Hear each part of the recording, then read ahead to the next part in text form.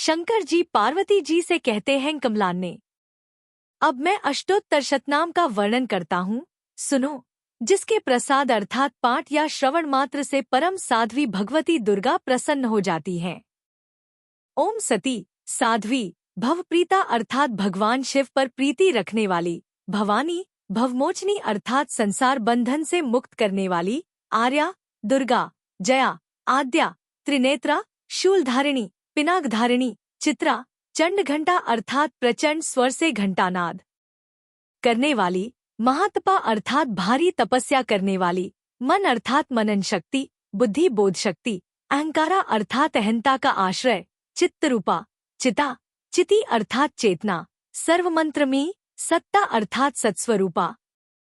सत्यानंद स्वरूपिणी, अनंता अर्थात जिनके स्वरूप का कहीं अंत नहीं, भाविनी अर्थात सबको उत्पन्न करने वाली, भाव्या अर्थात भावना एवं ध्यान करने योग्य, भव्या अर्थात कल्याण रूपा, अभव्या अर्थात जिससे बढ़कर भव्य कहीं है नहीं, सदागति शांभवी अर्थात शिवप्रिया, देवमाता, चिंता रत्नप्रिया, सर्वविद्या, दक्षकन्या, दक्षयज्ञ विनाशिनी, अपर्णा अर्थात तपस्या के समय पत्ते को भी न खाने वाली, अनेकवर्णा अर्थात अनेक रंगों वाली, पाटला अर्थात लाल रंग वाली, पाटलावती अर्थात गुलाब के फूल या लाल फूल धारण करने वाली, पट्टांबर परिधाना अर्थात रेशमी वस्त्र पहनने वाली, कलमंजीर रंजनी अर्थात मधुर ध्वनि करने वाले मंजीर को धारण करके प्रसन्न रहने वाली, अमेय विक्रमा अर्थात असीम पराक्रम वाली, क्रूरा अर्थात दैत्यों के प्रति कठोर, सुंदरी सुरसुंदरी, वन दुर्गा, मातंगी, मतंग मुनि पूजिता, ब्राह्मी, माहेश्वरी, ऐन्द्री, कौमारी, वैष्णवी, चामुंडा, वाराही, लक्ष्मी, पुरुषाकृति, विमला, उत्कर्षिणी, ज्ञाना, क्रिया, नित्या, बुद्धिदा, बहुला, बहुल प्रेमा, सर्ववाहन वाहना, निशुंभ शुंभहन्नी, महिषासुरमर्दिनी, मधुकैड भयंत्री, चंडमुंड विनाशिनी, सर्वासुर विनाशा, सर्वदानवघातिनी, सर्वशास्त्रमी, सत्या, सर्वास्त्रधारिणी, अनेक शस्त्रहस्ता, अनेकास्त्रधारिणी, कुमारी, एक कन्या, कैशोरी, युवती, यति, अप्रौढ़ा, प्रौढ़ा, वृद्ध माता, बलप्रदा, महोदरी, मुक्तकेशी, घोररूपा, महाबला, अग्निज्वाला, रौद्रमुखी, कालरात्रि, तपस्विनी,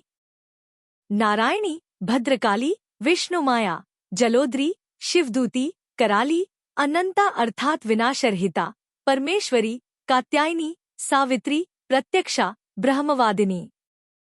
हे पार्वती,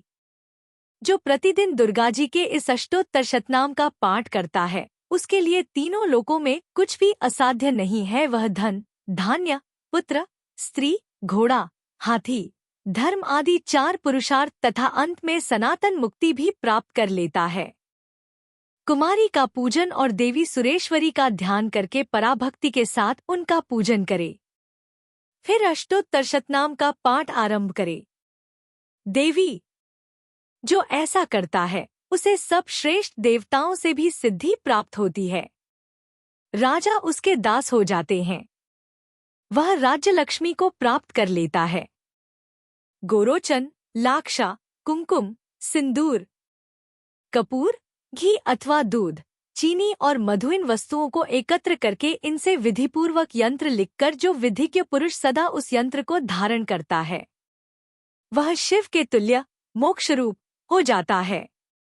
भौमवती अमावास्या की आधी रात में जब चंद्रमा शतभिषा नक्षत्र पर हो, उस समय इस स्तोत्र को लिखकर जो इसका पाठ करता है, वह संपत्तिशाली होता है।